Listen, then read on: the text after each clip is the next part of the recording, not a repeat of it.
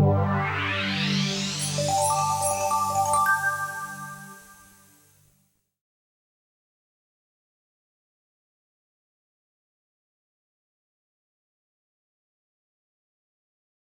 story is a spy story, and it's a story about one of the defining periods of my life.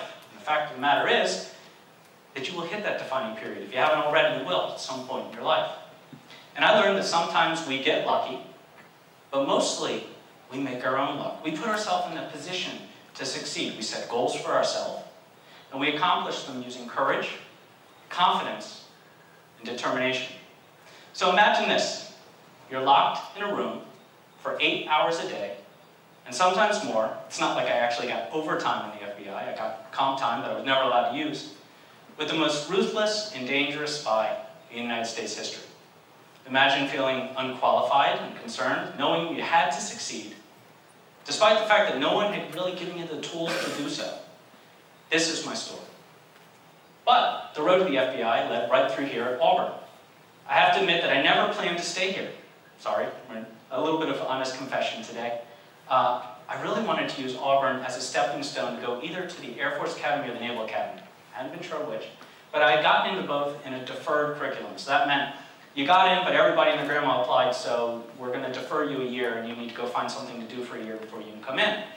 I got into the preparatory schools, but decided, don't really want to just march and sing. I'd like to learn something, so I looked for aerospace engineering schools, and this was the best. Probably still is.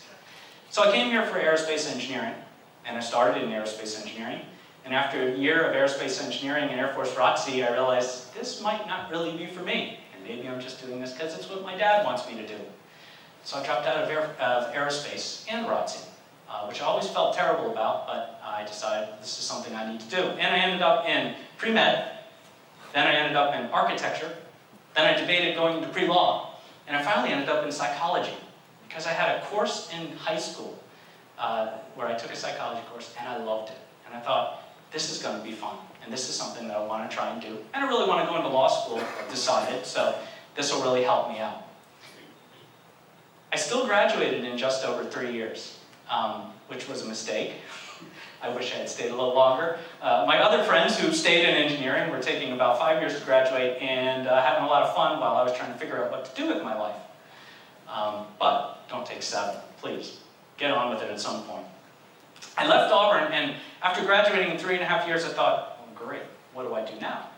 And so what I decided to do was basically the default thing everyone was doing in 1995. I became a consultant. There's still lots of them around, but back then everybody was becoming a consultant, and nobody really knew what a consultant was. But we did things and we consulted and we made money, and that sounded good to me, so I ended up back in Washington, D.C., which is not where I wanted to end up. I was doing basically accounting work, damage assessment work for law firms, but really bored me to tears. It turned out that all I did was work on Excel. So, a year to the day, I quit. And I decided that, and I'm not trying to say that I'm mostly a quitter, but I decided this wasn't for me and I need to find the next thing. Maybe there is a theme in my life. I applied pretty much everywhere that I could that sounded like something that would allow me to serve my country. I joined the FBI really out of patriotism, and I had this restless need to do something that mattered, and that mattered to me. So here you go. In order to join and get this, I weathered the very long and grueling process of establishing that I was generally a good person who had not sold secrets to a foreign power, hadn't tortured small animals, and didn't have a drinking or gambling problem, or a proclivity for Russian prostitutes. All these things are very important. In other words, I passed the test for foreign counterintelligence, national security clearance of top secret, special, compartmentalized intelligence. All that really meant was that I could see anything that I was supposed to see, but probably shouldn't be looking at things that I wasn't supposed to see. I graduated from the FBI Counterintelligence Academy in Quantico, Virginia, and I started my real-life training on the streets of Washington, D.C., chasing down Russians. Because those were the people who were more liable to spit on the windshield of your car rather than shoot you when they caught you following them. My job was to be a ghost, a counterterrorism and counterintelligence operative, and I followed targets pretty much wherever they went. I followed spies. I followed every flavor of terrorist, here legally and illegally. I followed people that I can't even mention because it is still classified even all these years later. I used disguises. I changed cars. I changed clothes. I used to keep a beard and glasses in my car. And I would spirit them on real quick if the guy turned around and saw me, and then I had to keep following him. I put on a suit like this, and I snuck into office buildings and pretended I was a lawyer that I would later become. I dressed laid back. I went on all sorts of college campuses, which I was kind of used to after being here. I followed people into bars and clubs, which generally are a little bit more fun than other places. I went shopping with my targets. I ate with them. I walked with them. I drove with them. I listened to them sleep. And more often than not, I listened to them snore and sometimes something else to talk about. And they never knew I was there. In February 2001, former agent Robert Hanssen was found guilty of treason against the United States. Over a period of 22 years, he systematically and deliberately sold our country's key intelligence to the former Soviet Union. In fact, he sold it to the Soviet Union, then he sold it to Russia, which, if you're at all interested in political science or geopolitics, he survived a regime change. And if you're interested in intelligence work, then your eyes are opening wide, because nobody survives a regime change. What happened is he spied for the Soviet Union. And when the Soviet Union fell, go Reagan, all of the KGB agents were pulling information out of file cabinets and running to sell it to the highest bidder, because they were top dogs and they didn't want to go beat their swords into plowshares and go work for a living. So they were selling information. And many of those Cold War spies we caught during my career were people that we had good sources selling out. No one ever caught Hanssen.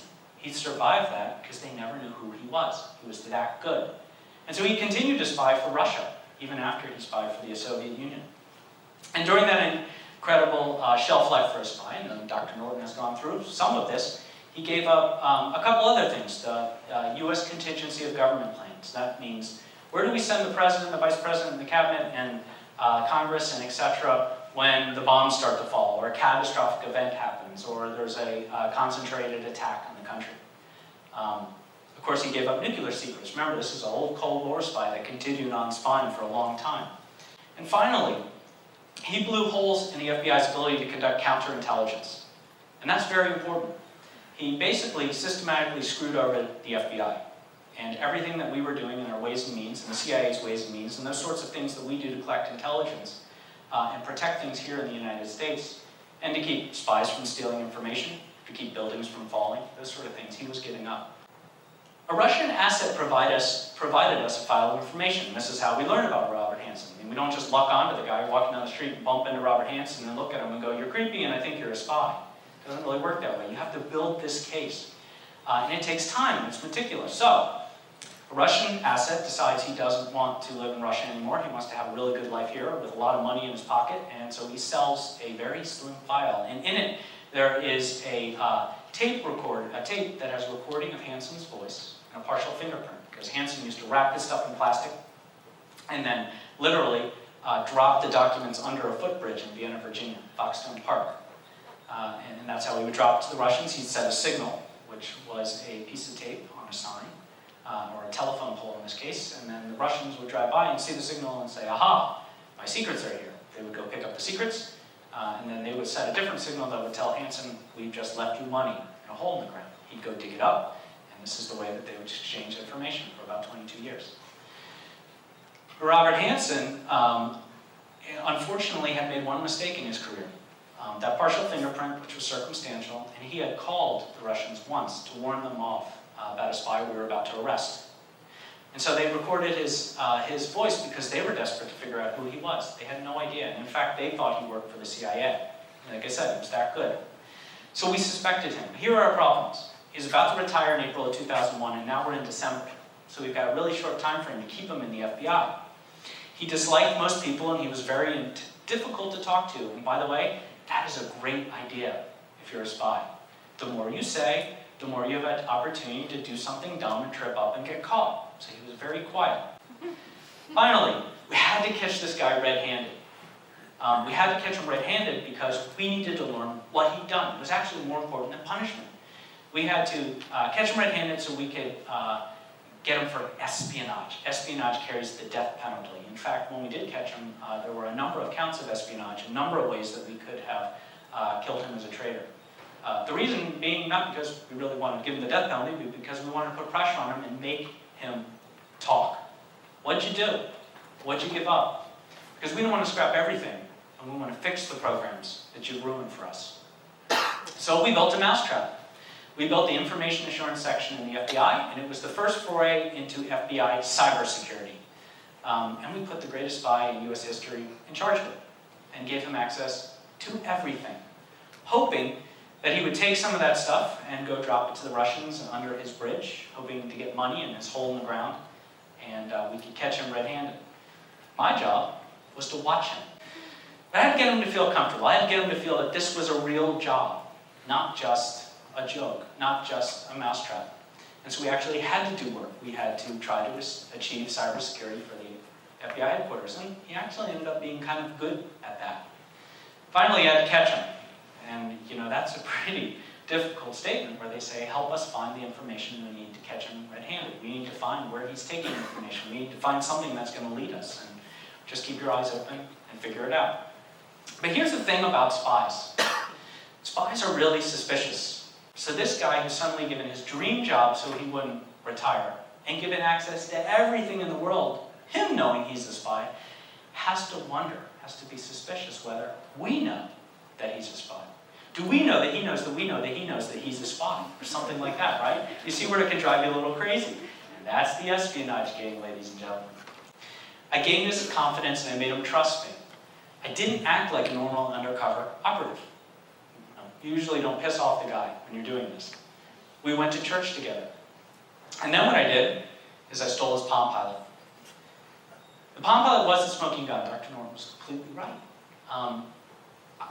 Criminals have routines. They just do.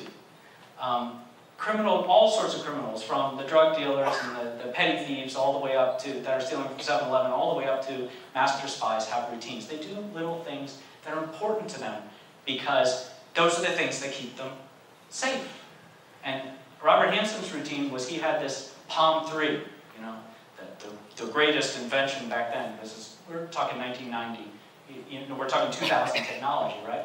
So the big Palm 3 was like the worst sandwich wallet you've ever seen in my life, like a Dagwood. He would put that big thing in his back pocket. I don't know why he enjoyed walking around like that. And every time he sat down in his desk, he'd put it in his bag. And every time he stood up, he'd put it right back in his back pocket. And I thought, this is really curious. And I thought, he loves this thing. He talks about it more than he talks about his children. He says that every executive has to have one, or you're not a real executive. And he also felt that the Palm Pilot was something that he had reboasted, that the Palm Pilot was something he had written the encryption himself, and not even the idiots in the FBI could crack it, because those techs knew nothing about cybersecurity, and they should have listened to him all these years. The world is not enough. The most endearing and frightening part about success is really that we're the masters of our own destiny, right?